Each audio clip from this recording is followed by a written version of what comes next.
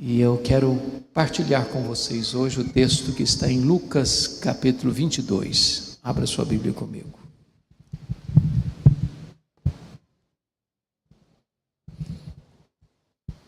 Lucas capítulo 22, nós vamos ler os versos 31 a 34.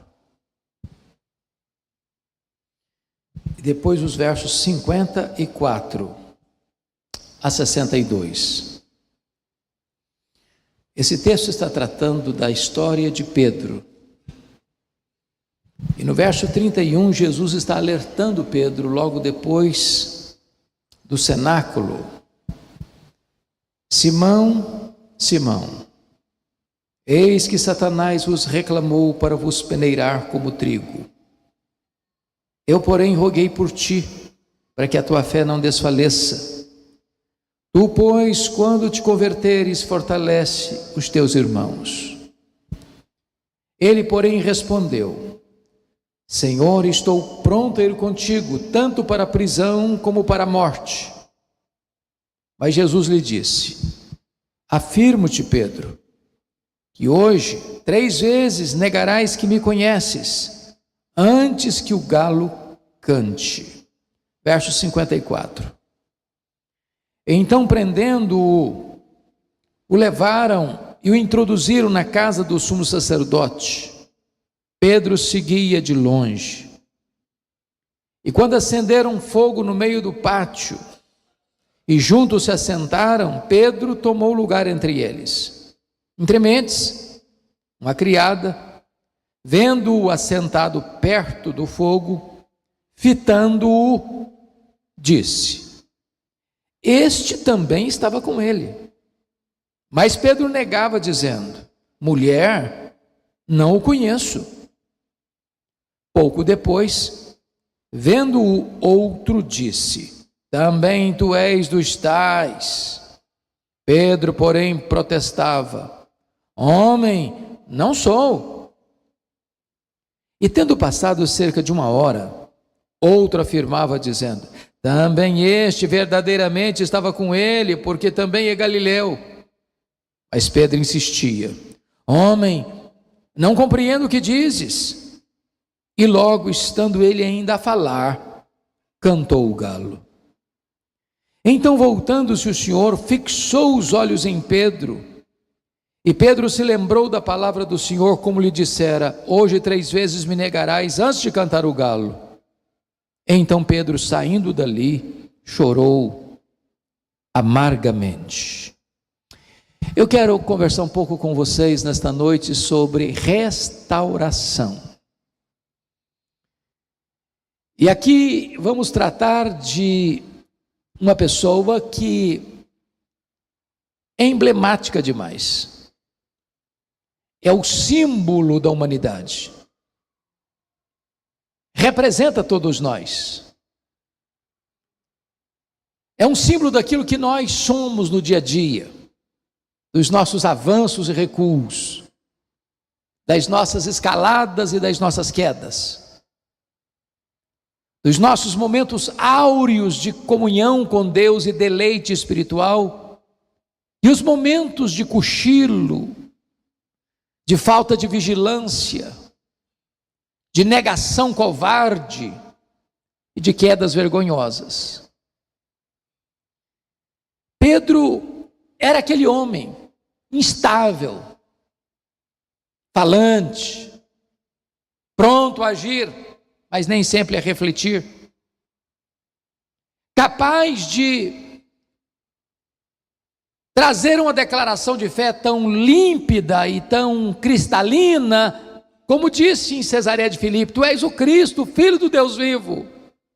Para em seguida tentar afastar Jesus da cruz e ser severamente repreendido por Jesus. Capaz de uma fé robusta, a ponto de dizer para Jesus: Se és tu, Senhor, manda-me ir ter contigo por sobre as águas. E Jesus diz: Vem.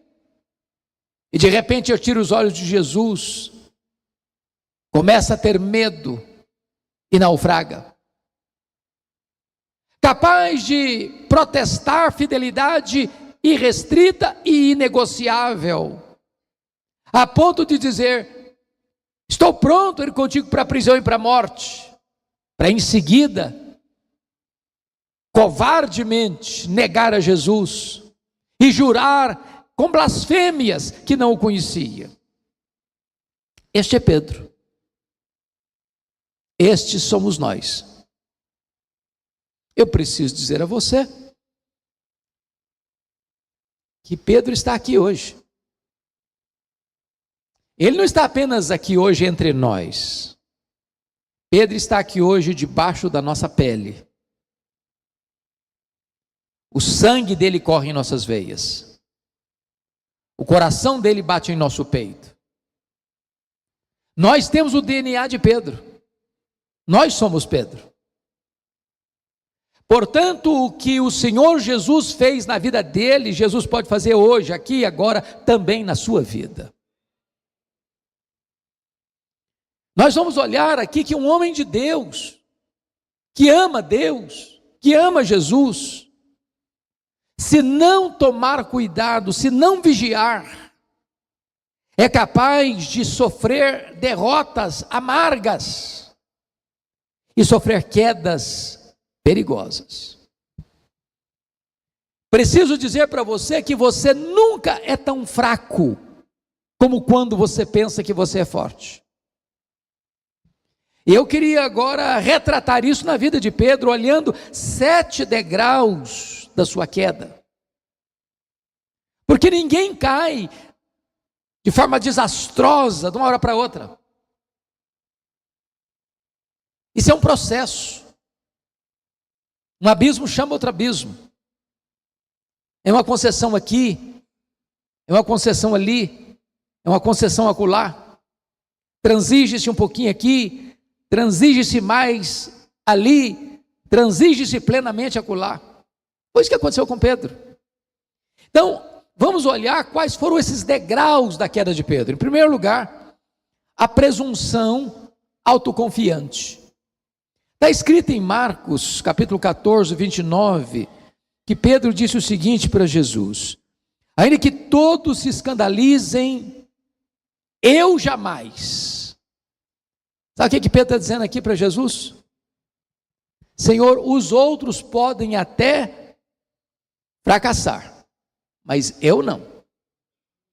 Eu sei quem eu sou. Esse pecado eu nunca vou cometer. Esse deslize eu nunca vou ter.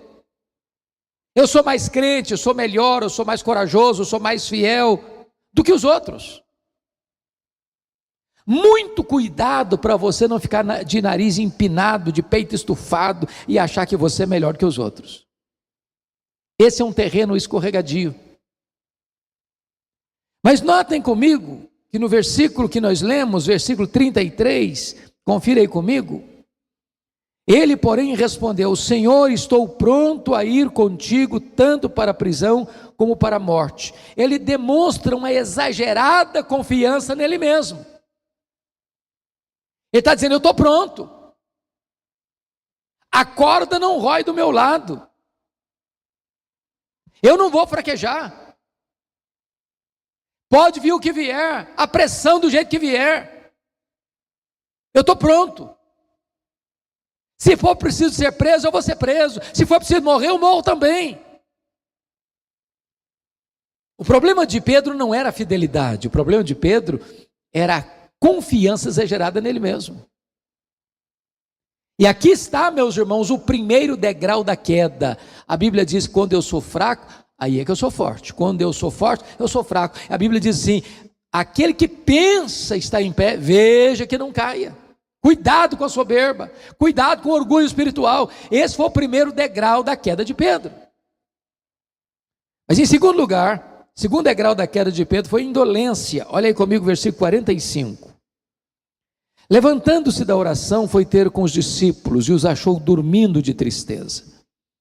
Quando Jesus desce do cenáculo para o Getsêmani, que fica no sopé do Monte das Oliveiras, diz a Escritura que Jesus deixou 8 dos discípulos para trás, chamou Pedro, Tiago e João e abre o coração para eles e diz assim: A minha alma está profundamente triste até a morte. Ficai comigo, vigiai comigo.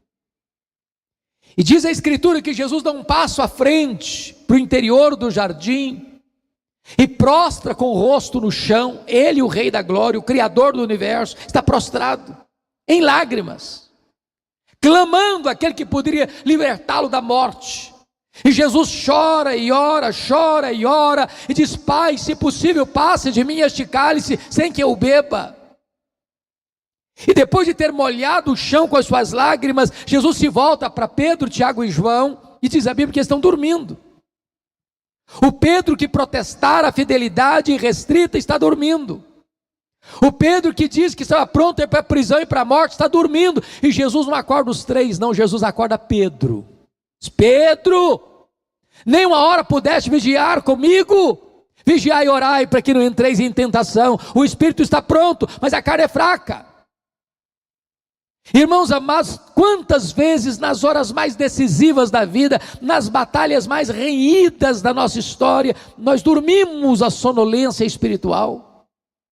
Somos tomados de uma espécie de letargia espiritual, de um cansaço espiritual, e dormimos na refrega, na batalha. Mas note comigo que aquela foi uma hora tão dolorosa, porque a Escritura diz que Jesus passou por 3 períodos de oração. No segundo período, onde Jesus repete as mesmas palavras: se possível, passe de mim este cálice sem que eu beba, mas se não seja feita a tua vontade, vem um anjo do céu para consolar Jesus. E quando Jesus volta para Pedro e Tiago e João, eles estão dormindo de novo. No terceiro round de oração, diz a Escritura que Jesus não apenas chora, ele sangra. Talvez você pergunte: mas que cálice era esse que provocava tanta dor, tanto sofrimento, tanto horror no Senhor Jesus, a ponto dele ter medo de morte, angústia de morte, a ponto dele dizer: passa de mim este cálice? Será que era certeza de que ele seria preso? Abandonado pelos discípulos?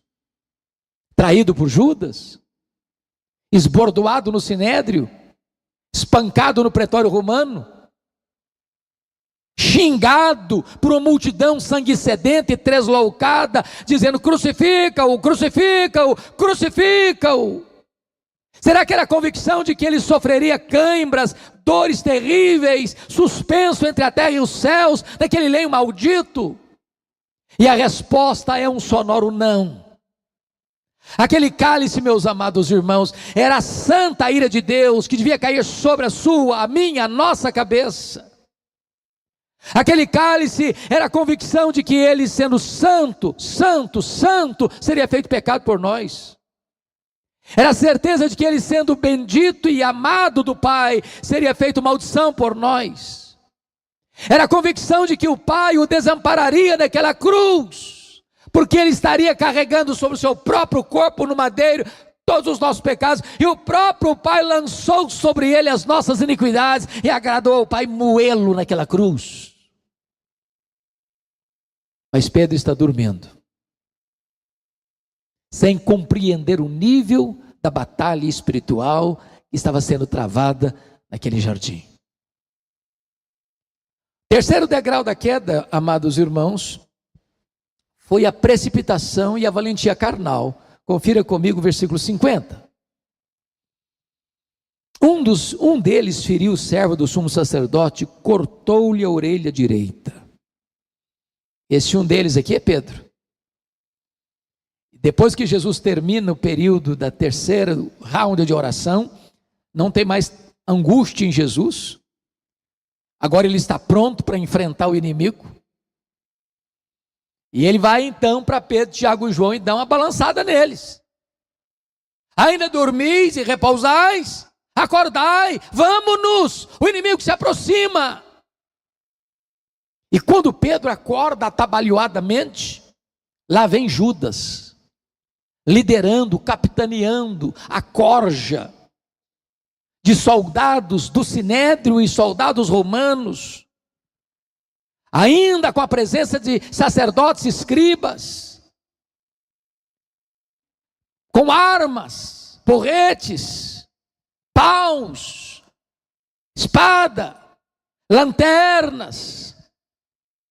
E Judas, que liderava essa turba, dá a senha para eles, porque era de noite, mas ele conhecia bem Jesus, conhecia bem o local, dizendo: aquele a quem eu beijar é este, prendei-o e levai-o em segurança.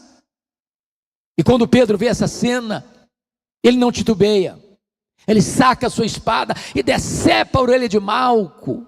E Jesus diz: guarda essa espada, Pedro, você não está entendendo a luta. Você está usando a arma errada, na batalha errada, contra a pessoa errada, com motivação errada. Se eu precisasse desse tipo de ajuda, eu rogaria ao Pai, e Ele nos mandaria aqui 12 legiões de anjos, daria uma legião para cada um de vocês e outra para mim.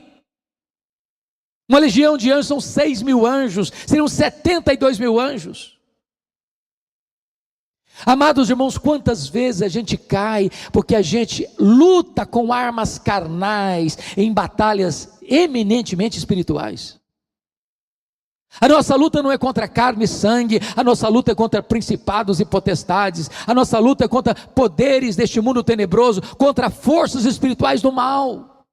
Seu problema não é o seu vizinho, não é o seu parente, o seu problema é um problema espiritual. Não use armas carnais numa guerra espiritual. Mas em quarto lugar, quarto degrau da queda de Pedro, irmãos, confira aí comigo, por favor, versículo 54. É escrito o seguinte: então prendendo-o, levaram e o introduziram na casa do sumo sacerdote. Pedro seguia de longe. Preste atenção nisso. É de abismo em abismo, é de queda em queda, é de fracasso em fracasso. Pedro jamais podia imaginar que ele não teria peito, coragem, para dizer: não, eu fiz uma promessa para Jesus. Se ele fosse para a prisão, eu iria com ele. Se ele fosse condenado à morte, eu iria com ele para a morte. Então, se vão prender Jesus, me prenda também. Onde ele for, eu vou também. Ele se acovardou. Ele fugiu. E Jesus foi categórico com os que vieram prendê-lo. Eu estava todo dia lá no templo, falando publicamente: por que vocês não botaram a mão em mim? Vocês só estão me prendendo agora, porque esta é a vossa hora, esta é a hora das trevas. Quando prendem Jesus e vão levando Jesus aos empurrões para a casa do sumo sacerdote, Pedro se acovarda, Pedro não tem coragem, Pedro se afasta, Pedro começa a seguir Jesus de longe. Ele não quer perder Jesus de vista, mas ele não tem coragem para dizer: eu sou discípulo dele e eu estou do lado dele. Quantas pessoas, irmãos, estão seguindo Jesus de longe? Estão na igreja, mas o coração está lá fora. Estão na igreja, mas estão intimidadas, acovardadas. Estão na igreja, mas são talvez agentes secretos do reino. Não tem coragem de dizer que é de Jesus numa sala de aula, numa empresa, na vizinhança, na parentela, seguindo Jesus de longe. Mas em quinto lugar, o quinto degrau, está aí no versículo 55, confira comigo. E quando acenderam um fogo no meio do pátio, e juntos se assentaram, Pedro tomou lugar entre eles. Preste atenção, se você andar longe de Jesus, você vai andar perto dos que zombam de Jesus. Quanto mais longe de Jesus, mais perto você estará daqueles que escarnecem de Jesus. Más companhias. Pedro quebra aqui um princípio que ele conhecia bem. Feliz, bem-aventurado é o homem que não anda no conselho dos ímpios, não se detém no caminho dos pecadores, nem se assenta na roda dos escarnecedores. Note que quando eles acendem o fogo lá no pátio, Pedro vai lá, se instalar confortavelmente perto deles, que blasfemavam, que zombavam, que faziam motejo e escárnio de Jesus. Ele está lá no meio, escutando os impropérios, calado, emudecido, acovardado. Quantos crentes, irmãos, que estão acovardados na roda dos escarnecedores, completamente emudecidos, sem ter coragem de levantar a voz, dizer: eu sou de Jesus, Eu sei os riscos que eu posso correr, mas eu sou de Jesus.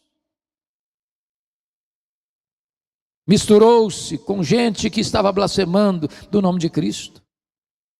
Mas em sexto e penúltimo lugar, confira o versículo 57 comigo. Mas Pedro negava, dizendo: mulher, não o conheço.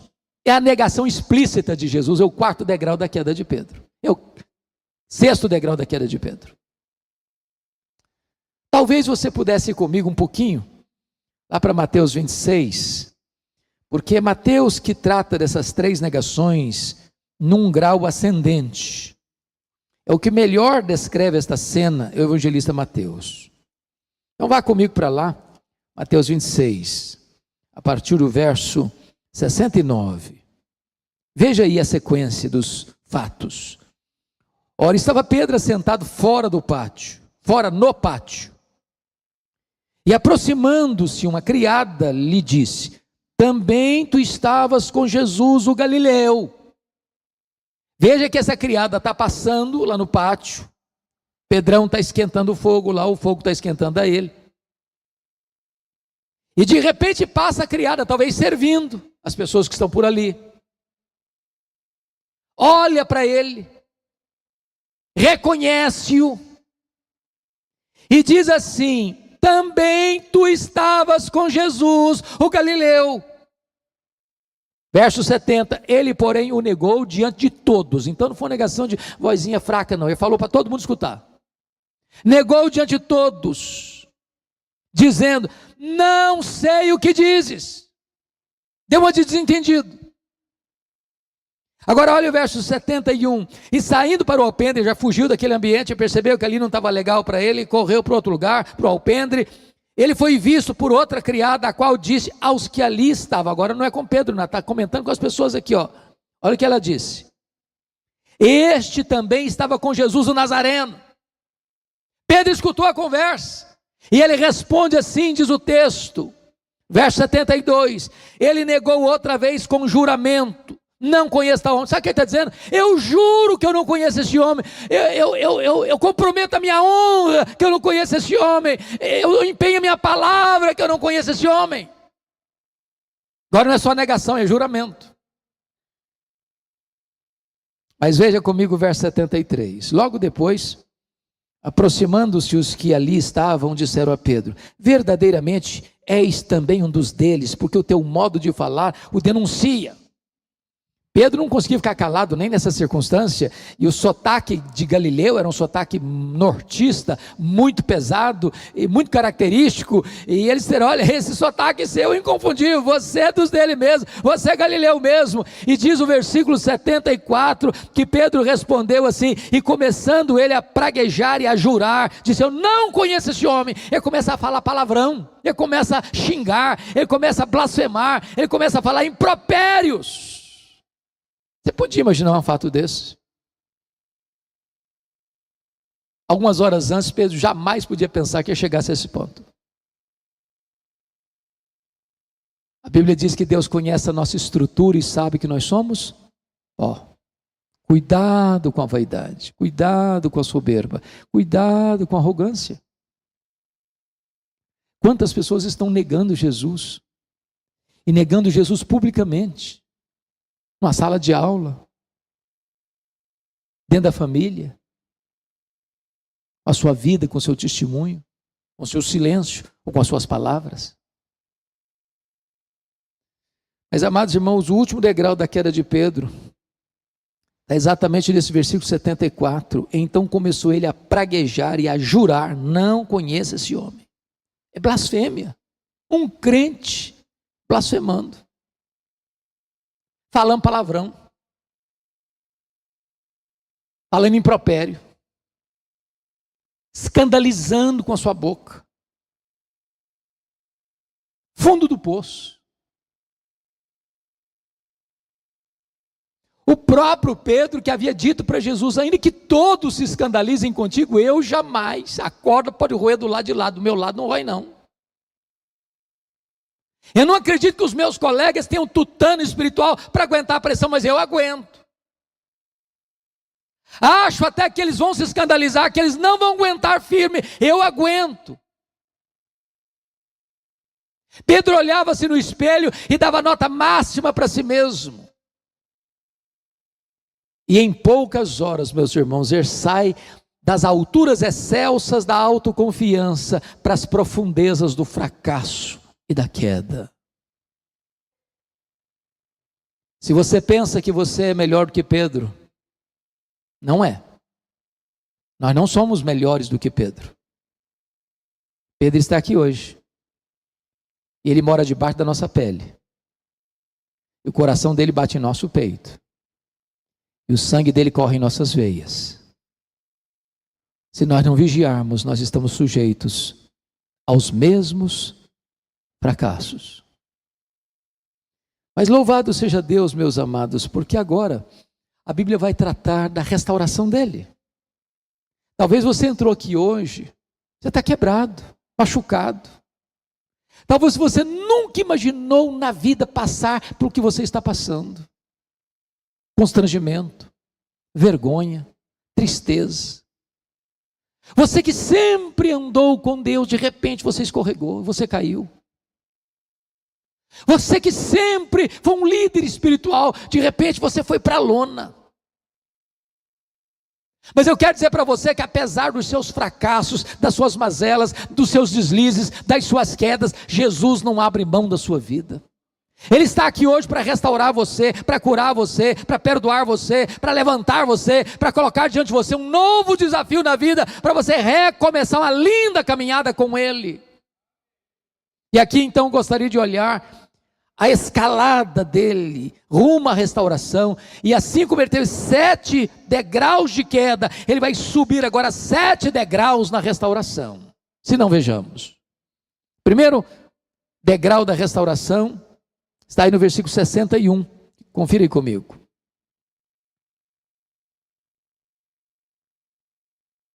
Lucas 22, 61.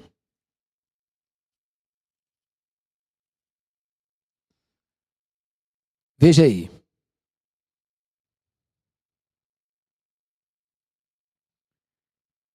Então, voltando-se o Senhor,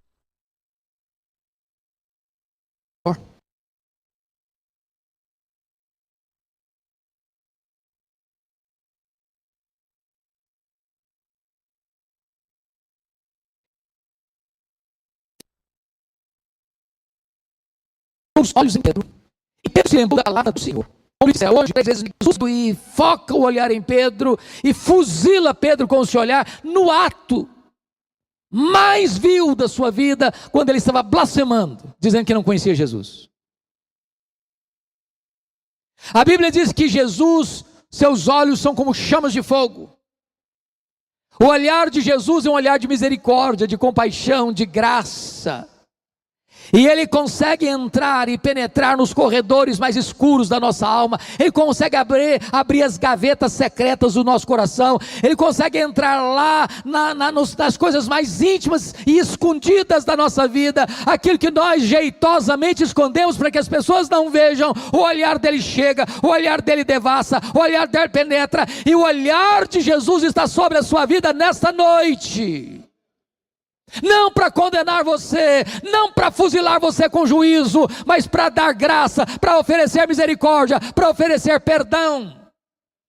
É por isso que diz a Bíblia que quando Jesus olha para Pedro, Pedro se lembrou da palavra do Senhor. E sempre que você se lembra da palavra do Senhor, a cura, a restauração, porque a lei de Deus é perfeita e ela restaura a alma. A lei de Deus é pura e ela ilumina os olhos. Louvado seja Deus! É o maravilhoso olhar de Jesus que pode nos restaurar nesta noite. Mas em segundo lugar, irmãos amados, vejam vocês, Lucas 22, 62, o segundo degrau da restauração de Pedro. Então Pedro, saindo dali, chorou amargamente. Preste atenção nisso. Caindo em si, diz Marcos 14, 72, caindo em si, desatou a chorar. Então tem 3 coisas aqui que eu quero destacar. Primeiro, caindo em si. Esse aqui não é o choro do remorso. Esse é o choro do arrependimento. Porque antes dele chorar, ele caiu em si. E cair em si significa na Bíblia reconhecer o erro. Admitir que errou. Há muitas pessoas que choram, não o choro do arrependimento, choram porque foram flagrados, choram porque têm medo da consequência do seu ato, mas Pedro está chorando aqui de arrependimento por aquilo que fez. A segunda coisa é o tipo de choro, chorou amargamente. Essa palavra na língua grega traz a ideia de água podre, como se Pedro soltasse, tirasse de dentro dele, daquele poço lodacento do seu coração, toda a tristeza, toda a dor.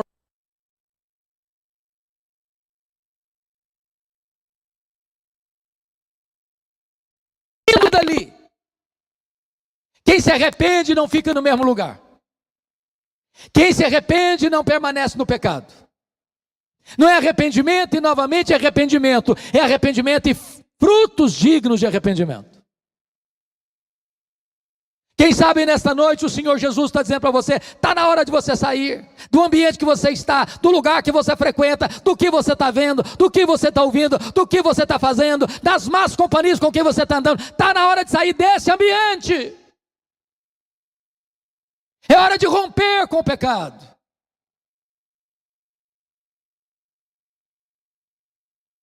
Mas em terceiro lugar, irmãos, confira comigo, por favor, Lucas 24. Versos 11 e 12, é o terceiro degrau da restauração dele. Lucas 24, 11 e 12. Tais palavras lhes pareciam como delírio, e não acreditaram nelas. Contexto aqui que Maria Madalena, Joana, e Maria, mãe de Tiago, também as demais mulheres que estavam com elas, confirmaram estas coisas aos apóstolos.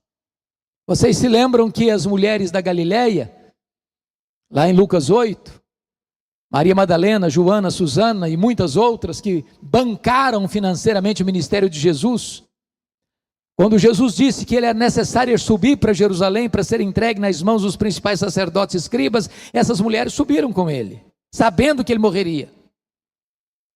Quando Jesus foi crucificado, só tinha João, apóstolo, lá em cima. Essas mulheres estavam lá. Quando Jesus foi sepultado, não consta nem que João fosse no sepultamento de Jesus, mas essas mulheres estavam lá, vendo onde e como ele havia sido sepultado. No domingo de manhã não eram os discípulos, eram essas mulheres que foram ao sepulcro para levar perfumes, para embalsamar o corpo de Jesus, e elas chegam, a pedra está rolada, e elas olham e o túmulo está aberto, e elas entram, o túmulo está vazio, e elas saem, e um anjo fala com elas, o que vocês vieram fazer aqui? Buscar entre os mortos aquele que está vivo? Ele não está mais aqui não, ele ressuscitou. E agora essas mulheres vão lá no meio dos apóstolos, eles estão com medo, trancados com medo dos judeus, e elas dizem, olha, Jesus ressuscitou, ele apareceu para Maria Madalena, ele está vivo, o que ele prometeu se cumpriu, ele disse que iria para a cruz, mas ressuscitaria no terceiro dia, ele ressuscitou. E quando Pedro escuta isso, diz o texto, que ele sai correndo, ele vai junto com João, e ele entra no túmulo, e ele vê os lençóis, e Jesus já havia ressuscitado, os lençóis eram uma prova de que ele tinha saído do túmulo. Isso impacta a vida dele. E sabia que voltou para casa maravilhado. Eu quero dizer para você que Jesus ressuscitou, ele venceu a morte, ele venceu o diabo, ele triunfou sobre os principados e potestades, e ele está aqui hoje, e ele está entre nós, e ele passeia entre nós, e ele sonda nós, e ele corrige a nós, e ele exorta a nós, e ele está pronto para restaurar-nos nesta noite. Se ele está vivo, há esperança para você. Mas, em quarto lugar, olhe comigo, por favor, quarto degrau da restauração de Pedro, está lá em Marcos 16, versículo 7. Confira aí.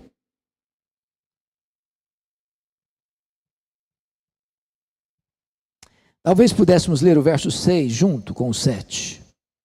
Ele, porém, lhes disse, não vos atemorizeis, é o anjo falando para elas, Buscais a Jesus o Nazareno, que foi crucificado. Ele ressuscitou. Não está mais aqui. Vede o lugar onde o tinham posto. Mas ide, dizei a seus discípulos e a Pedro, que ele vai adiante de vós para a Galiléia. Lá o vereis, como ele vos disse. Ô, meus irmãos amados, vamos entender isso aqui. Se o anjo tivesse dito assim para as mulheres: ide dizer aos seus discípulos que ele vai adiante de vós para a Galiléia, lá o vereis, Pedro estava incluído. É óbvio, ele era discípulo. Como estava incluído Mateus, Tomé, Tiago, João. Por que a menção especial de Pedro?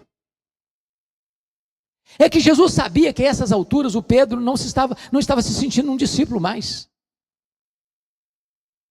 Pedro havia negado seu nome. Pedro, Petros, fragmento de pedra, ele era pó. Pedro tinha negado o seu apostolado, Pedro tinha negado a sua fé, Pedro tinha negado o seu Senhor, Pedro tinha desistido desse caminhar com Jesus, mas Jesus não desistiu de Pedro. Talvez você já pensou em jogar a toalha, talvez você já pensou em largar o caminho de Deus, talvez você já pensou em retroceder, talvez você pensou em abandonar tudo. Eu quero dizer para você que Jesus não abre mão da sua vida, apesar dos seus fracassos, das suas mazelas. Jesus não desiste de você. Agora notem comigo, por gentileza, que esse fato acontece em Jerusalém e Jesus quer encontrar com eles, e Pedro em especial, lá na Galiléia. De Jerusalém à Galiléia, o mar da Galiléia, são 123 quilômetros em linha reta. Como não tem estrada em linha reta, especialmente na Palestina, estamos falando aí de uns 150 quilômetros. A pé. Eu imagino que Pedro, na medida que caminha para lá, a sua consciência arde, fisgada na alma. Talvez ele começasse a pensar: bom, quando Jesus se encontrar comigo, ele vai me quebrar todo, ele vai me arrebentar pelo meio, ele vai dizer que eu sou um fracasso, que eu sou um covarde. E diz a Escritura que quando Pedro chega lá, Jesus não está lá. E ele é um líder. E ele diz assim: eu vou pescar. Porque ele é líder, ele influencia, os outros disseram: então nós vamos contigo. E quando ele diz eu vou pescar, ele está dizendo o seguinte: fim de linha para mim, acabou. Não tem mais esperança. Eu vou voltar para o passado. Eu não tenho mais futuro. E diz a Bíblia que naquela noite eles não pegaram nenhuma piaba. As redes vazias. O dia está amanhecendo e eles estão com a alma empapuçada de dor e com as redes vazias de peixes. E de repente eles olham a 100 metros, 200 côvados, tem alguém caminhando na praia, está ainda meio escuro, não dá para saber quem é. E de repente aquele que está andando lá na praia se dirige a eles lá no barco e pergunta: filhos, filhos. Em cada letra dessa palavra tem uma tonelada de graça. Apesar dos deslizes, das quedas, das mazelas, o Senhor ainda chama eles de filhos. Apesar dos nossos fracassos e mazelas, Jesus chama você e a mim nesta noite de filhos. Filhos. E ele faz uma pergunta: tens aí alguma coisa de comer? E eles respondem: não. E Jesus diz: lançai a rede à direita do barco e achareis. Aquele a quem servimos nesta noite conhece as profundezas do mar, domina sobre os peixes do mar, e ele empurra para a lateral direita do barco um cardume de peixes escolhidos. Quando lançam as redes, tem 153 grandes peixes pulando na rede. E diz a Bíblia que João, mais sensível, diz: Pedro, é o Senhor, é ele chegou, ele está aqui, Pedro. Pedro larga para lá o barco, larga para lá as redes, larga para lá os peixes, 100 metros, nadando, acelerado, diz: meu Deus, é agora, ele vai me quebrar, ele vai me arrebentar todo. Quando ele chega, um susto, ele vê um braseiro com pães e com peixes. Amados irmãos, só tem 2 lugares no Novo Testamento onde aparece a palavra braseiro. Foi onde Pedro negou Jesus e onde Pedro foi restaurado por Jesus. Jesus estava reconstituindo a cena da queda para curar a psique de Pedro, para curar as emoções de Pedro, para limpar as reminiscências da mente de Pedro. É como se Jesus estivesse dizendo: Pedro, sabe por que eu botei essa fogueira aqui, meu filho? Para lembrar a você que a minha graça é maior que o seu pecado. Na mesma geografia que você caiu, eu vou levantar você. Na mesma geografia que você me negou, você vai ter a chance de me confessar. Na mesma geografia que você pensou em desistir, eu vou começar uma nova história na sua vida. Se hoje você caiu, se hoje você beijou o chão, se hoje você pensou em desistir, se hoje você está se sentindo quebrado aqui nesse lugar, saiba que Jesus está aqui para restaurar a sua alma, para perdoar os seus pecados e para lhe dar a chance de recomeçar uma nova caminhada com Ele.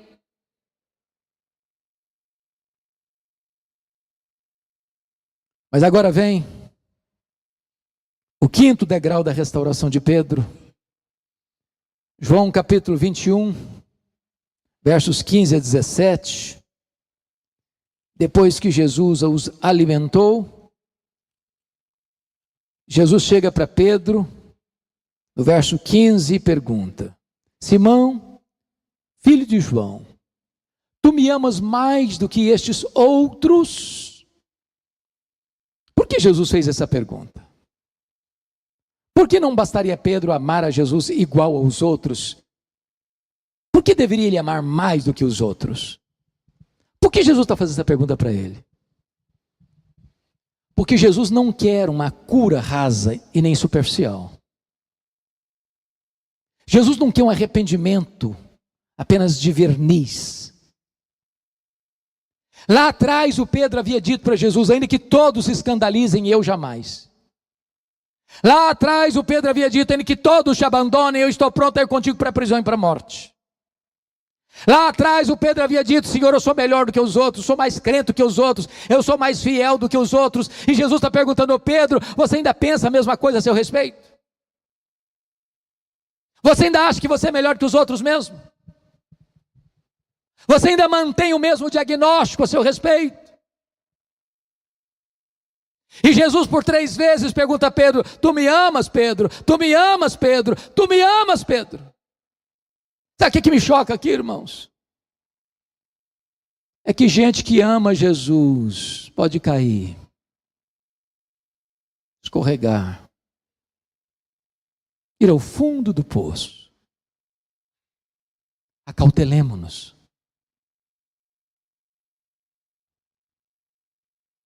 Mas me permita dizer isso a você. Se você ama Jesus, tem esperança para você. Se você ama para Jesus, se você ama Jesus, Ele está convidando você para vir para os seus braços e recomeçar um novo tempo, uma nova caminhada.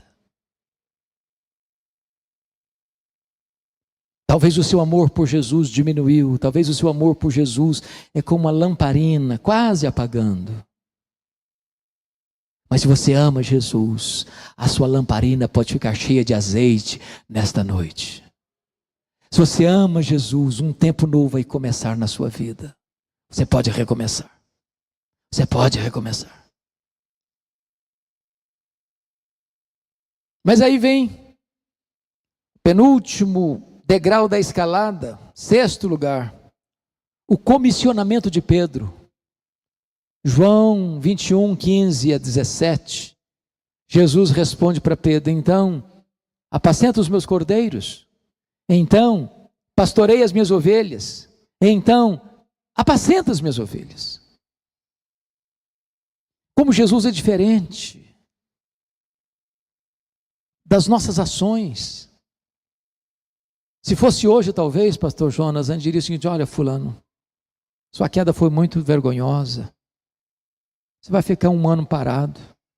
Vai ficar no banco. Vai ficar em observação. Talvez nós diríamos: ô Pedro, nós vamos contratar um profissional, psicólogo cristão, para trabalhar você. Você está com a mentinha confusa, a cabecinha ruim. Você precisa dar uma melhorada. Se fosse hoje, nós diríamos: olha, nós vamos botar um tutor perto de você, para acompanhar você, você vai ler tantos livros, depois nós vamos fazer uma banca examinadora, para saber se você está bem mesmo. Jesus só fez uma exigência: tu me amas? Tu me amas? Tu me amas? Se tu me amas, então tu tens condições de pastorear as minhas ovelhas. Jesus não perguntou: Pedro, tu amas as minhas ovelhas? Tu amas as minhas ovelhas? Tu amas as minhas ovelhas? Jesus não fez essa pergunta: tu me amas? Porque quem ama o pastor das ovelhas, ama as ovelhas do pastor. Se você ama Jesus, você é qualificado a cuidar das ovelhas de Jesus. Talvez você entrou aqui hoje, você foi gente de linha de frente, você foi gente de vanguarda. Quem sabe você entrou aqui hoje e falou: agora eu estou lá na igreja presbiteriana de Mogi Guaçu, eu vou ficar no banco, eu vou ficar no anonimato, eu não quero mais saber de trabalhar, eu já fui muito machucado, eu já passei muitas decepções. Eu quero dizer para você que Jesus está aqui hoje para botar de volta o cajado na sua mão e restaurar o seu ministério.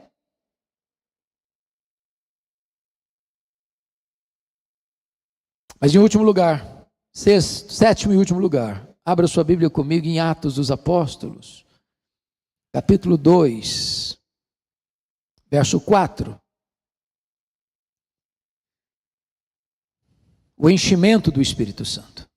Todos ficaram cheios do Espírito Santo e passaram a falar em outras línguas, segundo o Espírito lhes concedia que falassem.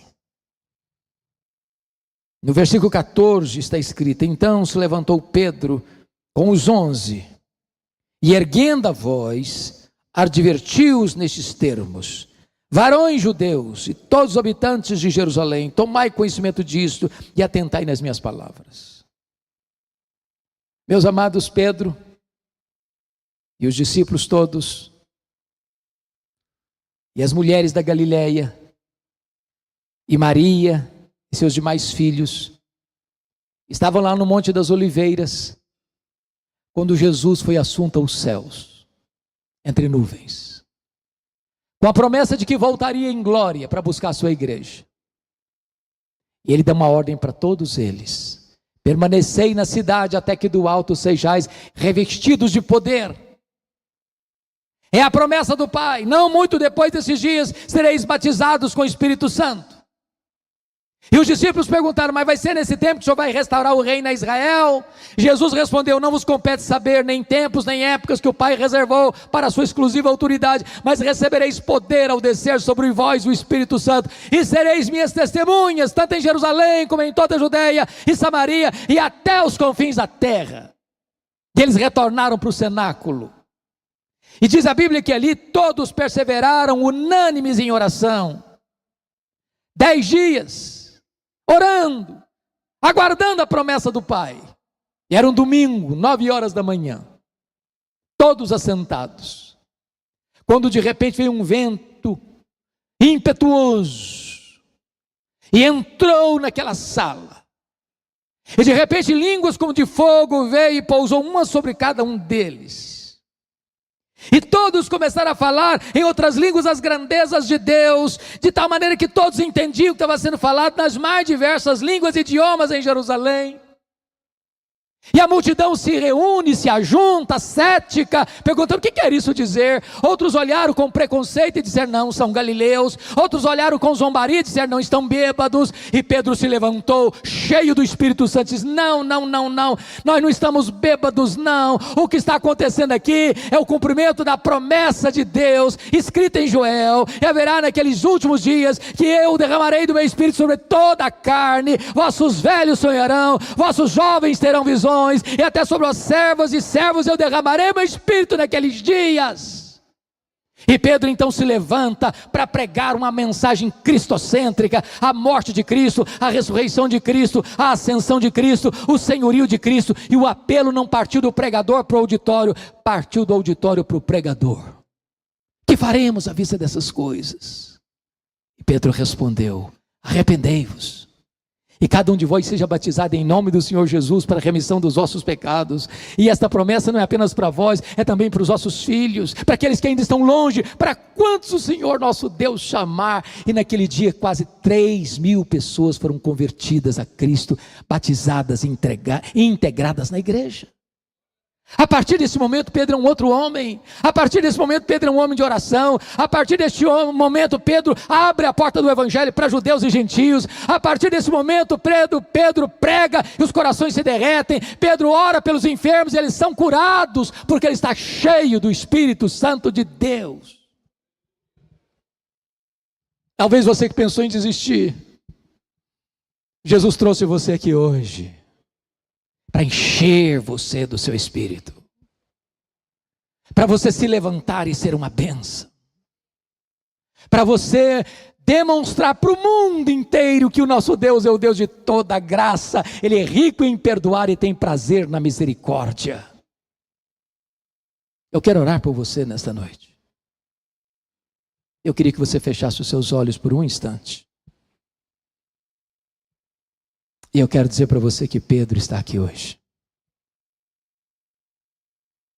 Pedro mora debaixo da sua pele. O coração de Pedro está batendo agora no seu peito.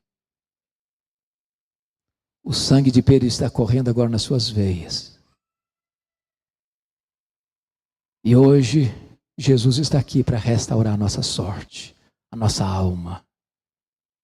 E nos dá um novo tempo de uma caminhada linda com Ele. Há Pedros aqui hoje? Onde estão os Pedros? Uma vez que nós já fomos liberados da máscara, eu queria fazer um apelo agora a você. Se você quiser, eu quero orar por você agora. Queria que você se levantasse do seu lugar, viesse aqui à frente, para nós juntos buscarmos a Deus. Pode levantar e vir. Se você quer um tempo de restauração na sua vida, de recomeço na sua vida. Se você deseja que Deus faça algo novo, maravilhoso, revolucionário na sua história, venha para cá. Vamos buscar a Deus em oração. O Senhor está aqui hoje. Ele conhece você. Ele sabe quais são as suas lutas, quais são seus dramas. Ele sabe quantas vezes você rolou para lá e para cá na cama e não conseguiu conciliar o sono. Ele sabe o quanto você tem chorado e sofrido por causa das lutas que você tem travado.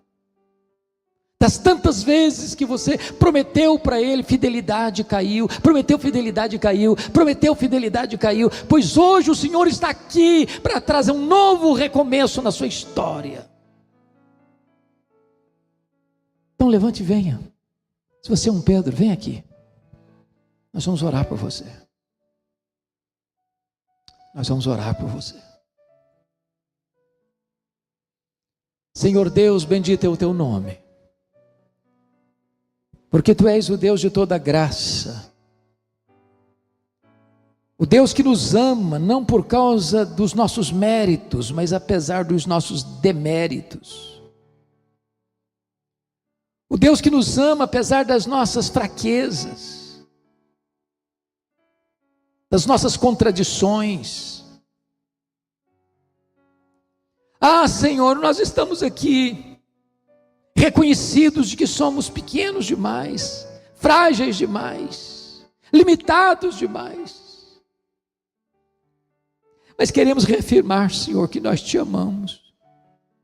Nós te amamos, Senhor. Nós não queremos mais te seguir de longe. Nós não queremos mais bater no nosso peito e dizer que nós somos melhores do que os outros.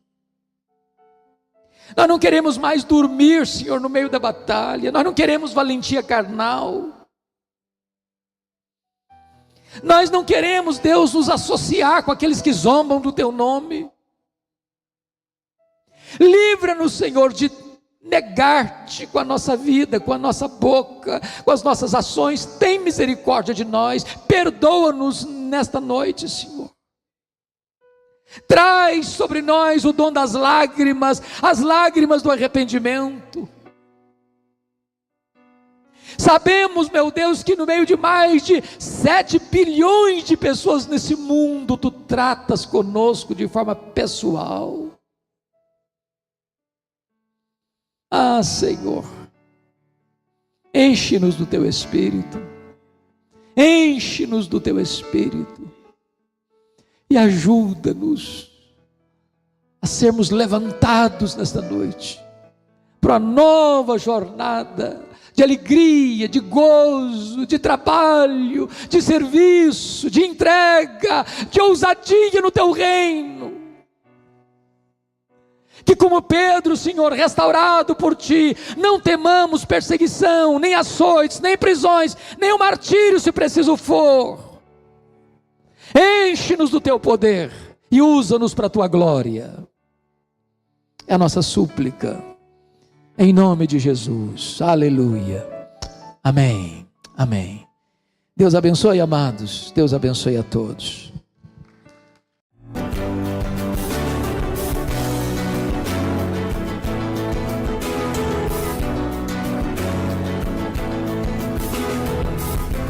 Palavra da Verdade, com Hernandes Dias Lopes.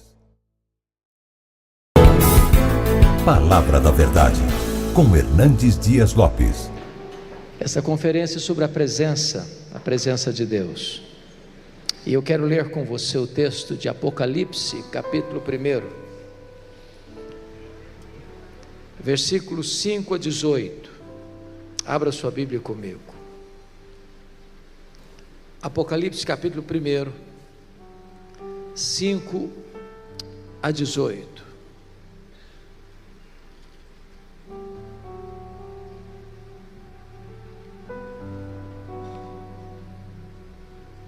Lido o texto, por favor, não feche a sua Bíblia.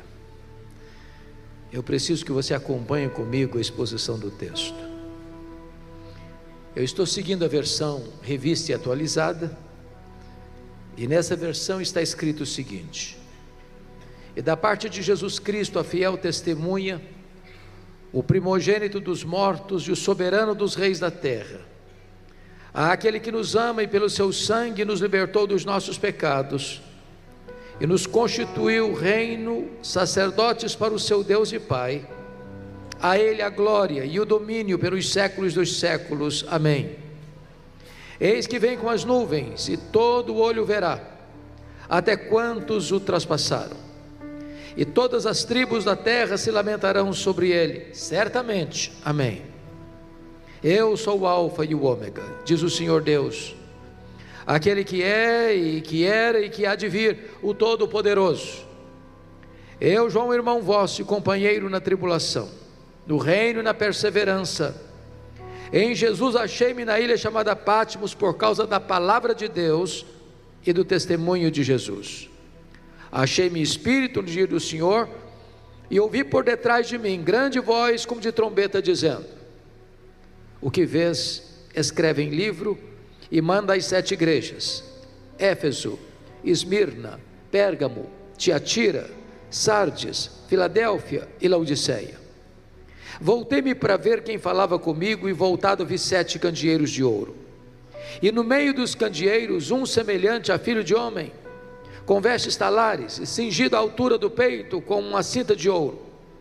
A sua cabeça e cabelos eram brancos como a alva lã, como neve, os olhos como chamas de fogo, os pés semelhante ao bronze polido, como que refinado numa fornalha, a voz como voz de muitas águas. Tinha na mão direita 7 estrelas, e da boca saía-lhe uma afiada espada de 2 gumes. O seu rosto brilhava como o sol na sua força. Quando o vi, caí a seus pés como morto. Porém ele pôs sobre mim a mão direita, dizendo: não temas, eu sou o primeiro e o último, e aquele que vive. Estive morto, mas eis que estou vivo pelos séculos dos séculos, e tenho as chaves da morte e do inferno. Amém.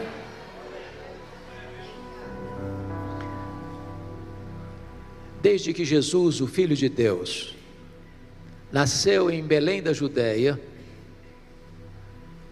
as nuvens escuras cinzentas de tempos difíceis raiavam no horizonte do povo de Deus. Quando Jesus nasceu, quem governava o Império Romano era César Augusto, que governou do ano 27 a.C. ao ano 14 depois de Cristo. Quando Jesus começa o seu ministério, morre na cruz e ressuscita, quem governa o Império Romano é o seu afilhado, aquele que poderíamos chamar de filho adotivo, Tibério César, que governa do ano 14 ao ano 37, que é sucedido por um dos homens mais cruéis da história, chamado Calígula, que governa do ano 37 ao ano 41, que é sucedido por Cláudio, aqui já mencionado no culto, que governou do ano 41 ao ano 54, período que houve uma grande fome no mundo, e conforme Atos 18, versículo 2, nesse tempo, os judeus foram expulsos de Roma, provocando uma grande pobreza na Judéia, fato que levou Paulo a levantar uma oferta, uma coleta, entre as igrejas gentílicas, para assistir os pobres da Judéia. Cláudio foi sucedido por Nero, um homem perverso, que mandou matar sua própria mãe, que governa de 54 a 68, quando Roma, a capital do império, é incendiada, no dia 17 de julho do ano 64. Ele é sucedido por Vespasiano, que governa de 69 a 79, esse é o imperador que vai construir o Coliseu Romano, e numa festa de inauguração de 100 dias, cerca de 10.000 crentes são mortos com requinte de crueldade.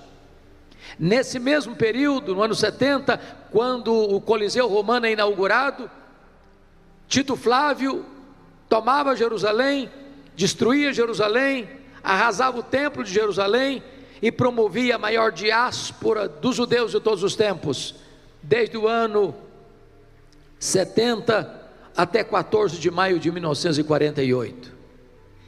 É sucedido por Tito Flávio, que governa de 79 a 81, o homem que destruíra Jerusalém. Mas agora, de 81 a 96, assume o governo de Roma Domiciano, chamado de segundo Nero, ou Nero redivivo, pela maneira tão truculenta como ele perseguiu a igreja de Deus. É este imperador que deporta o apóstolo João, então pastor em Éfeso, Ásia Menor, para uma colônia penal, para uma ilha vulcânica do mar Egeu, conhecida como a ilha de Patmos. Vale destacar que a essas alturas, todos os apóstolos de Jesus já estavam mortos, e mortos pelo viés do martírio. João era o último representante do colégio apostólico. A igreja estava sendo massacrada, os crentes estavam sendo queimados vivos, os crentes estavam sendo crucificados, os crentes estavam sendo jogados às feras, os crentes estavam sendo mortos pelas espadas dos gladiadores, um banho de sangue.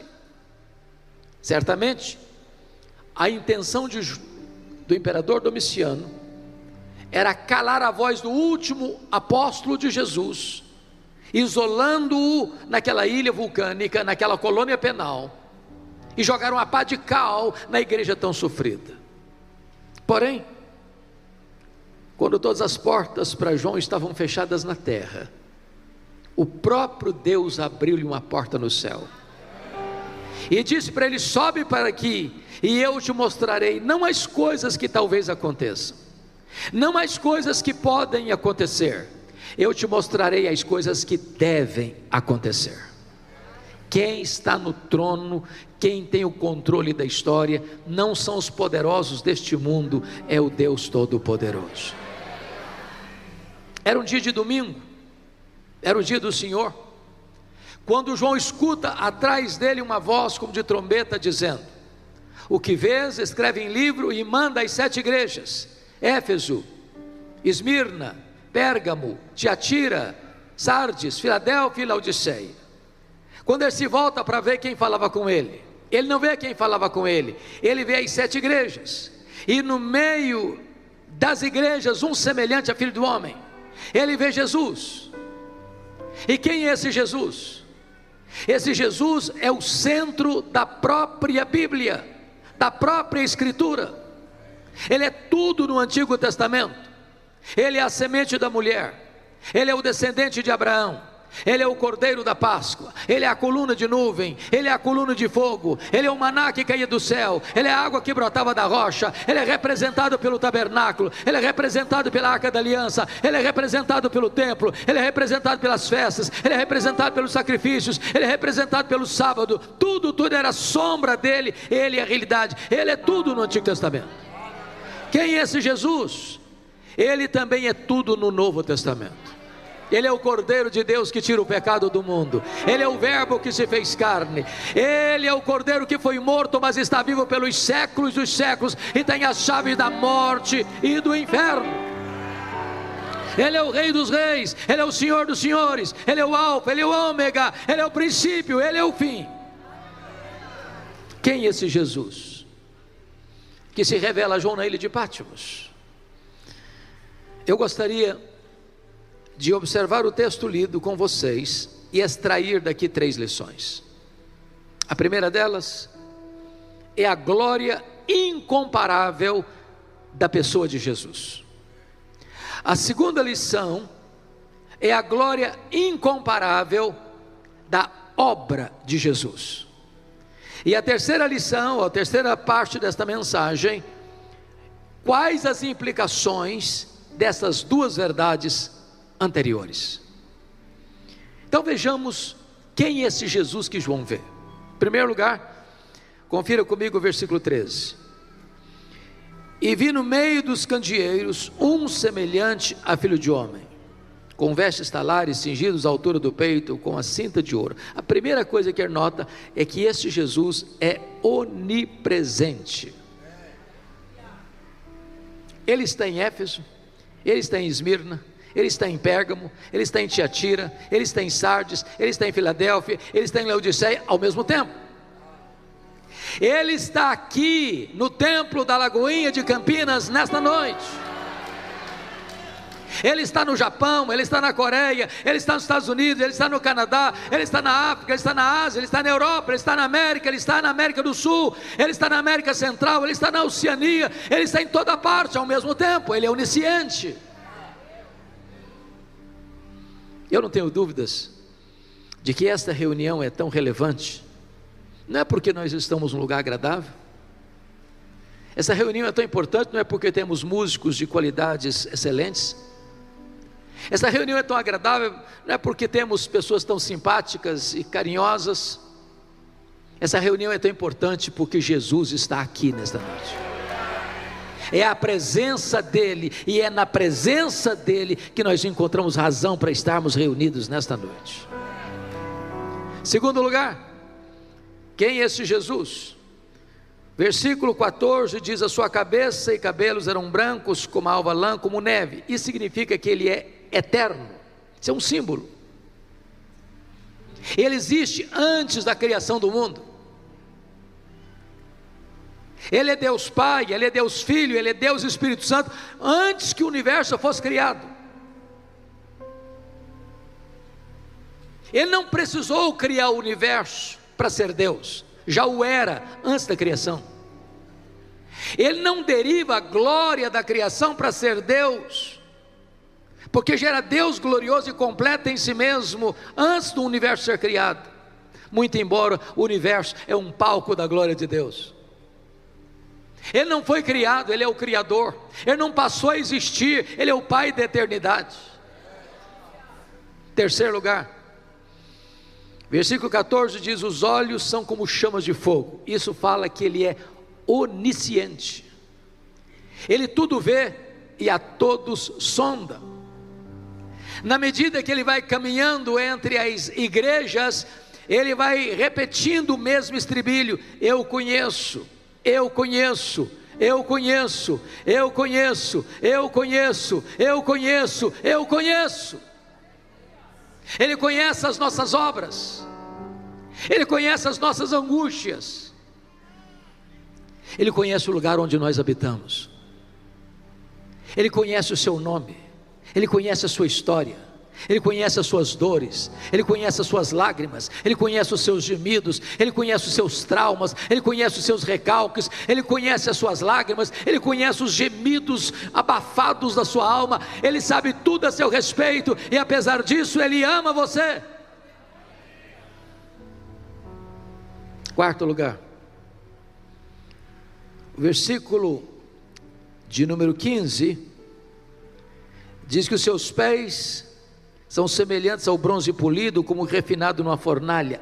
Essa figura retrata que Ele é onipotente, ninguém pode detê-lo, ninguém pode ameaçá-lo, ninguém pode intimidá-lo, ninguém pode derrotá-lo, ninguém pode diminuí-lo. Os homens tentam com empáfia atacar Jesus, zombar de Jesus, escarnecer de Jesus, mas Ele está no trono. Ele lá de cima ri ao ver a tolice dos homens. É Ele quem dá vida, é Ele quem tira a vida, é Ele quem exalta, é Ele quem rebaixa, é Ele quem coloca no trono, Ele quem faz descer do trono, Ele é Deus. Eu não sei se vocês perceberam, este ano as festividades do carnaval, na sua vasta maioria, adotou como tema fazer uma apologia do diabo. E em muitos lugares o nome de Jesus foi escarnecido, zombado. E muita gente tolamente pensa que Jesus pode ser derrotado ou diminuído, ou que vai ficar colocado contra a parede. Impossível. O nosso Deus é o Todo-Poderoso Deus. Nada nem ninguém pode detê-lo, nada nem ninguém pode derrotá-lo. Ele está no trono, Ele reina, Ele governa, Ele venceu para abrir os 7 selos do livro. Ele quem vai conduzir a história à sua consumação final, e no final é a vitória retumbante de Cristo e da sua igreja. Ele é onipotente.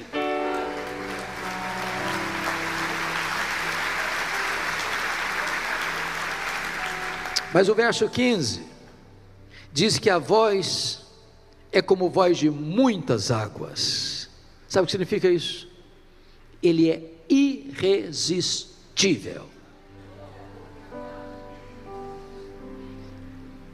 Ele deu uma ordem e o universo surgiu. Do nada, Ele tudo fez pela palavra do seu poder.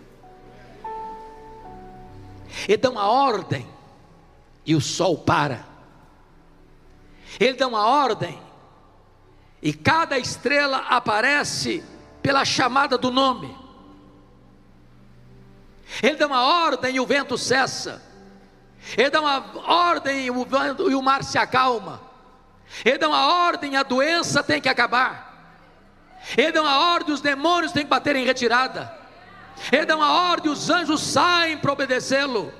A sua voz é poderosa, a sua voz despede chamas de fogo, a sua voz faz tremer o deserto, a sua voz despedaça os cedros do Líbano, e a sua voz está ecoando aqui nesta noite. Mas notem comigo o versículo 16. Tinha na mão direita 7 estrelas, e da boca saía-lhe uma afiada espada de 2 gumes. Sabe o que significa isso? Ele é vitorioso.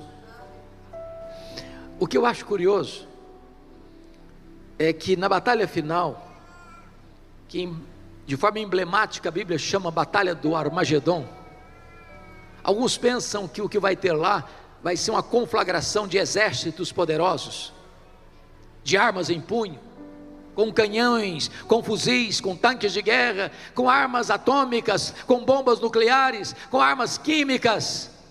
A única arma que será acionada é a espada que sai da boca do Senhor Jesus. A Bíblia diz que Ele vai matar o anticristo com o sopro da sua boca, no poder da sua parousia. E Ele vem em glória, e Ele vem em majestade, e diz a Bíblia que Ele vai colocar todos os seus inimigos debaixo dos seus pés. Ninguém pode resisti-lo. É o poder da sua palavra. Mas notem comigo,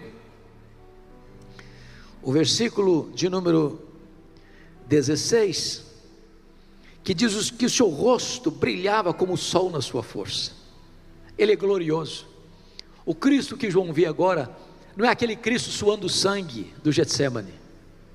O Cristo que João vê agora, não é aquele Cristo cuspido e esbordoado do sinédrio judaico.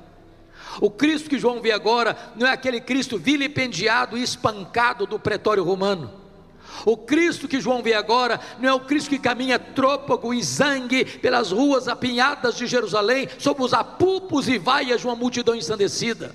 O Cristo que João vê agora, não é aquele Cristo preso no leio maldito. O Cristo que João vê agora, é o Cristo vencedor, é o Cristo vitorioso, é o Cristo glorioso, cujo rosto brilha como o sol na sua força. É na presença desse Cristo que nós adoramos nesta noite. Ele está aqui, Ele é a razão da nossa vida. O resultado, confira comigo, está aí no versículo 17: quando o vi, caí a seus pés como morto, porém ele pôs sobre mim a mão direita, dizendo: não tenhas medo, não temas, eu sou o primeiro e o último, e aquele que vive. Estive morto, mas eis que estou vivo pelos séculos dos séculos, e tenho as chaves da morte e do inferno. Nós não viemos aqui hoje adorar o Cristo que esteve vivo e está morto. Nós viemos aqui hoje adorar o Cristo que esteve morto, mas está vivo pelos séculos dos séculos.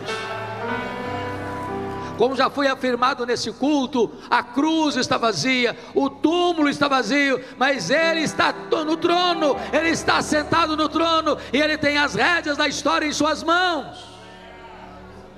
Mas o Cristo que está aqui hoje é o Cristo restaurador, que está dizendo para você e para mim: não fica com medo não. O mundo está aí em convulsão, no estertor da morte, posto no maligno, caminhando célere para a perdição, furioso, cruel. Não tenha medo não. Sabe por quê, João? Porque eu sou o primeiro, eu sou o último, eu estou lá na frente também. E tem mais, João: eu estive morto, mas estou vivo pelos séculos dos séculos, e eu tenho as chaves da morte e do inferno. Quem tem a chave tem o poder, quem tem a chave tem a autoridade, e é Jesus quem tem poder, e é Jesus quem tem a autoridade. Ele manda no céu, Ele manda na terra, Ele manda no inferno. Quem tem a chave da morte e do inferno não é o diabo, é o Senhor Jesus Cristo. Louvado seja o seu nome. A sua pessoa é gloriosa. Esse é o primeiro ponto que nós estamos a destacar. Vamos ao segundo ponto da mensagem: a glória incomparável da sua obra. E eu destaco 4 verdades. A primeira delas está no verso 5, que está escrito assim: àquele que nos ama.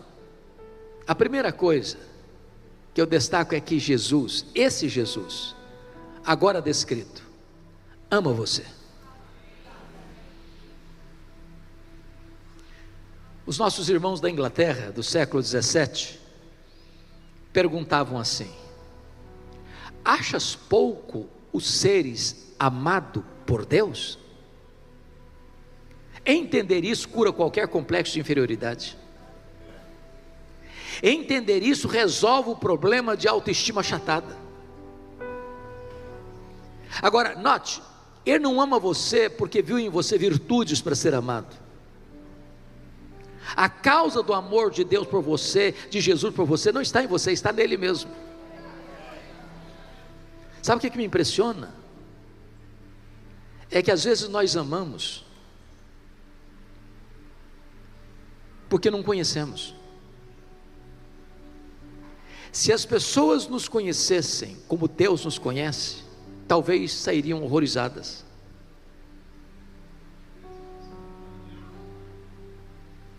Às vezes as pessoas amam não quem nós somos, mas quem nós aparentamos ser.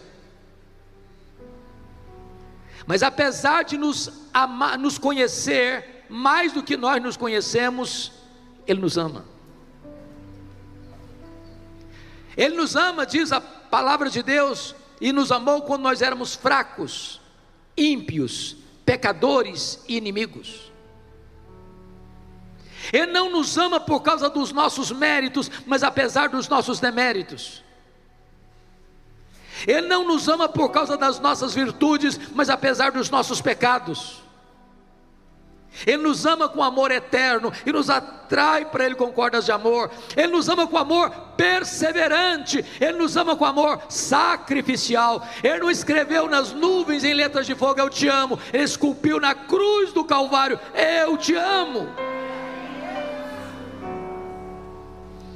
A segunda obra está aí no versículo 5 ainda. Está escrito: e pelo seu sangue nos libertou dos nossos pecados. Primeiro, Ele ama você. Segundo, Ele morreu por você.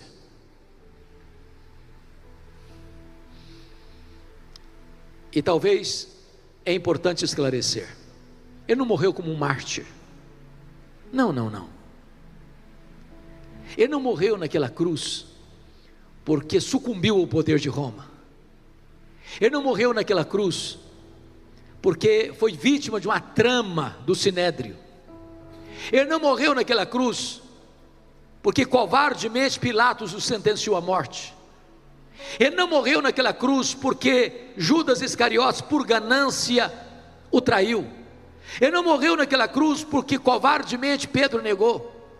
Ele não morreu naquela cruz porque os soldados cruelmente o pregaram naquele lenho.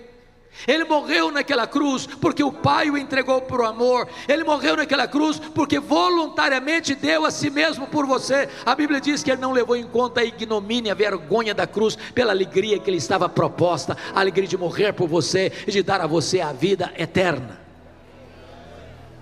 Agora notem, já foi dito aqui, nós somos pecadores. Não há justo nenhum sequer. Nós não podemos resolver o nosso próprio problema.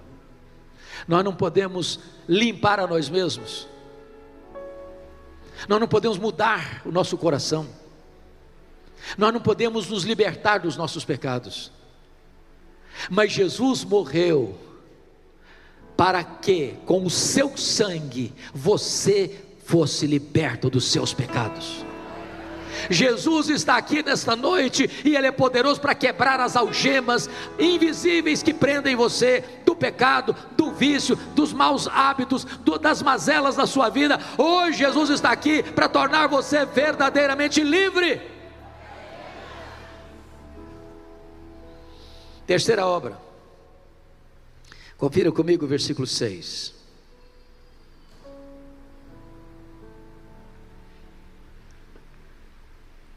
E nos constituiu reino, sacerdotes para o seu Deus e Pai.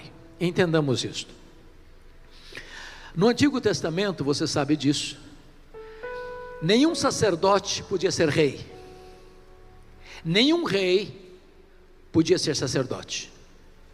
O rei Uzias, que governou 52 anos, já no final do seu reinado, tomado de soberba, quis ocupar a função de sacerdote e ficou leproso. A única pessoa que ocupou essa função dupla de sacerdote e rei foi Jesus Cristo de Nazaré.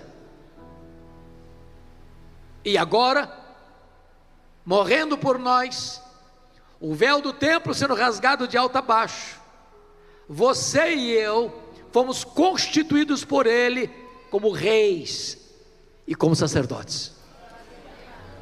Você não precisa de intermediário para chegar a Deus. Você pode falar com Ele em qualquer lugar, a qualquer hora, sob qualquer circunstância. Eu quero lhe dizer nesta noite que corre em suas veias mais do que sangue azul. Você é filho do Rei dos Reis, do Senhor dos Senhores. Você é sacerdote, você é rei, você é filho do Altíssimo. Mas em último lugar, quarto lugar, primeiro, Ele ama você. Segundo, Ele morreu por você. Terceiro, Ele exaltou você, colocando você numa posição de rei e sacerdote. Você já está sentado com Ele nas regiões celestes, acima de todo o principado e potestade. Mas em quarto lugar, ele voltará para você. Olha o versículo 7 comigo. Está escrito: eis que vem com as nuvens, e todo olho o verá, até quantos o traspassaram, e todas as tribos da terra se lamentarão sobre ele certamente. Amém. Ele voltará. Esse é o pináculo da nossa fé, essa é a acrópole da nossa esperança, esse é o apogeu da nossa confiança, essa é a consumação da história. Jesus voltará, e ele voltará pessoalmente, ele voltará visivelmente, ele voltará audivelmente, ele voltará repentinamente, ele voltará inesperadamente, ele voltará inescapavelmente, ele voltará vitoriosamente. Louvado seja o seu nome.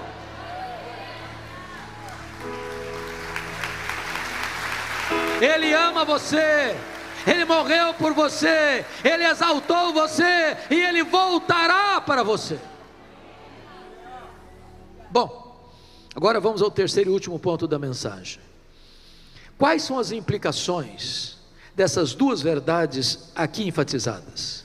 Primeira implicação: em virtude disso você não precisa ter medo da vida. Tem muita gente com medo da vida, tem muita gente flertando com a morte, tem muita gente pensando em suicídio, tem muita gente saltando nos braços da morte, tem muita gente com medo de enfrentar a vida, porque a providência é carrancuda, porque a circunstância é difícil. Eu fico imaginando o cenário de João. Os seus irmãos estão sendo crucificados, os seus irmãos estão sendo queimados vivos, os seus irmãos estão sendo jogados às feras, os crentes estão sendo perseguidos por todo lado. O próprio João, na velhice, é banido para uma colônia penal. O cenário é cinzento, a circunstância é medonha. Talvez você olhe para o Brasil e você não vê saída, e você não vê perspectiva, e você não tem esperança de mudança.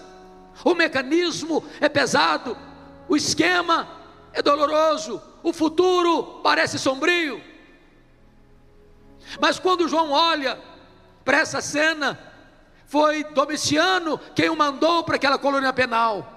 Mas quando ele olha com os olhos da fé, ele faz uma outra declaração, no capítulo 1, versículo 9, ele está nessa ilha por causa da palavra de Deus e do testemunho do Senhor Jesus. Aquilo que os homens planejaram ser o seu fim, foi o começo da esperança para a igreja de Deus. Quando as portas se fecharam para ele na terra, Deus abriu-lhe uma porta no céu.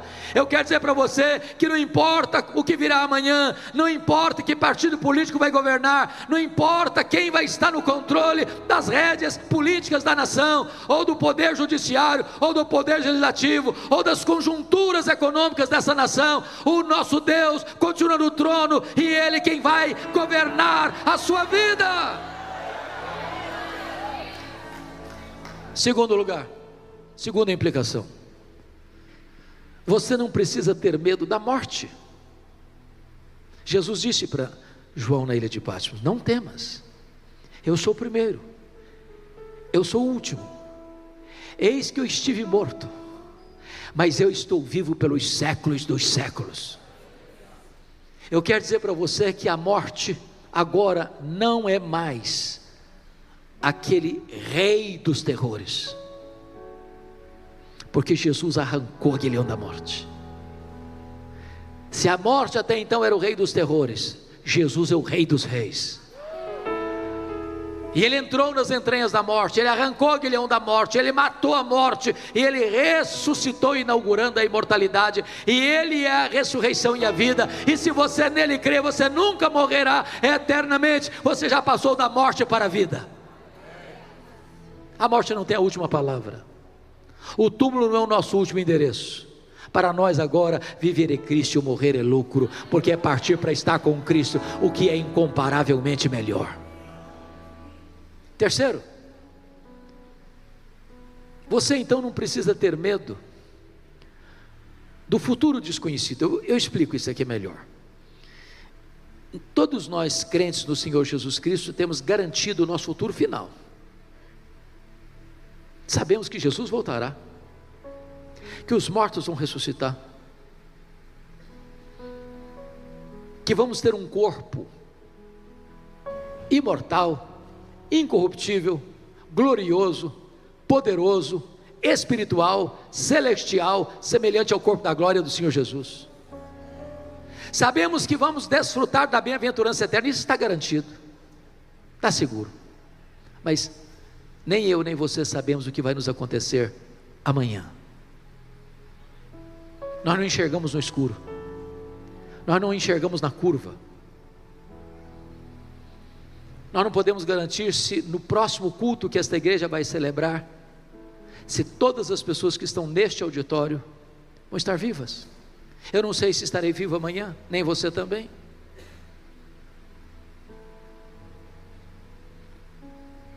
Mas você não precisa ter medo desse amanhã, desse futuro que você não conhece, porque quando João é convidado a subir, a palavra foi essa: eu te mostrarei as coisas que devem acontecer, não que talvez aconteçam. Seu futuro está nas mãos de Deus.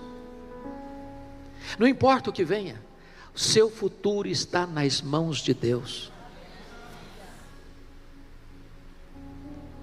Os apóstolos entenderam isso ao dizer: se vivemos, para o Senhor vivemos; se morremos, para o Senhor morremos; quer pois vivamos, quer pois morramos, nós somos do Senhor. Nem a morte, nem a vida pode nos separar do amor de Deus, que está em Cristo Jesus nosso Senhor. Então você tem garantia, você tem segurança. Ninguém vai arrancar você dos braços de Jesus, nada vai separar você do amor de Deus. A sua vida não está ao léu, jogada como uma lasca de lenha, jogada de um lado para o outro ao sabor das circunstâncias. A sua vida está segura nas mãos daquele que é o Todo-Poderoso Deus. Enquanto você caminha, você tem dois guarda-costas que nunca largam você, da hora que você acorda, a hora que você vai deitar. É a bondade e a misericórdia de Deus que vão seguir você todos os dias da sua vida, e quando a jornada terminar, você vai habitar com o Senhor para todo sempre. Mas finalmente, em quarto e último lugar, você não precisa ter medo da eternidade. Jesus disse para João: eis que eu estou vivo pelos séculos dos séculos. Quando se passar 1000 anos, quando se passar 1 milhão de anos, quando se passar 1 bilhão de anos, quando os milênios rolarem na eternidade insondável, Ele estará lá com você.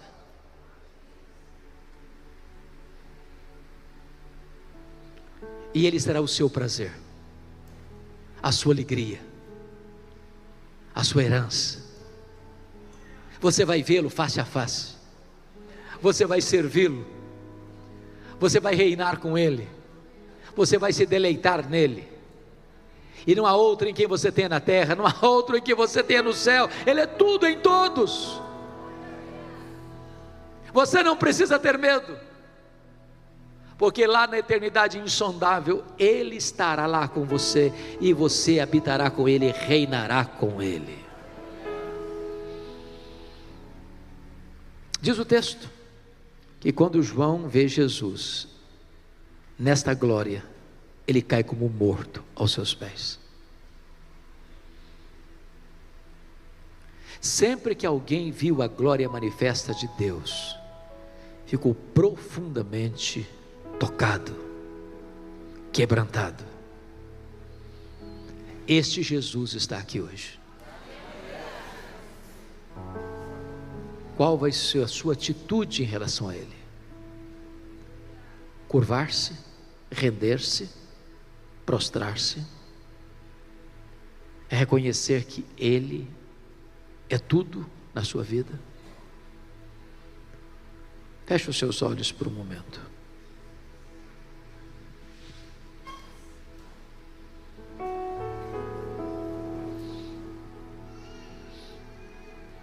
Assim como Jesus estava andando no meio das 7 igrejas, sondando as igrejas, exortando as igrejas, consolando as igrejas, restaurando as igrejas, fazendo promessas às igrejas, Ele está andando aqui nesta igreja, nesta noite. Ele ama você. Ele morreu por você. Ele colocou você numa posição de destaque. Você é rei, você é sacerdote. Breve, muito breve, Ele voltará para você. A partir de agora você não precisa ter medo da vida, nem da morte, nem do desconhecido, nem da eternidade. Ele está aqui, poderoso para salvar, poderoso para libertar, poderoso para perdoar, poderoso para restaurar, poderoso para fazer tudo novo na sua história.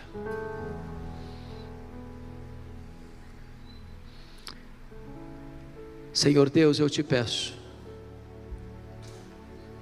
que tu apliques esta palavra ao coração de todas as pessoas que entraram nesta casa e de todas aquelas que estão acompanhando virtualmente este culto. Temos plena consciência de que só podemos falar aos ouvidos. Só o teu Espírito pode falar aos corações. Senhor, que o teu Espírito agora tire o tampão dos ouvidos, que o teu Espírito tire agora a venda dos olhos, que o teu Espírito tire agora o coração de pedra e dê um coração de carne, que o teu Espírito aplique esta palavra a todos nós, para que os nossos olhos vejam a grandeza incomparável de Jesus, a riqueza insondável da sua obra por nós, e que implicações tem isso agora para a nossa vida. Glorifica o teu próprio nome nesta noite, exalta entre nós o teu santo servo Jesus, traz glória ao teu nome, salvação na terra e edificação para a tua igreja, em nome de Jesus, amém.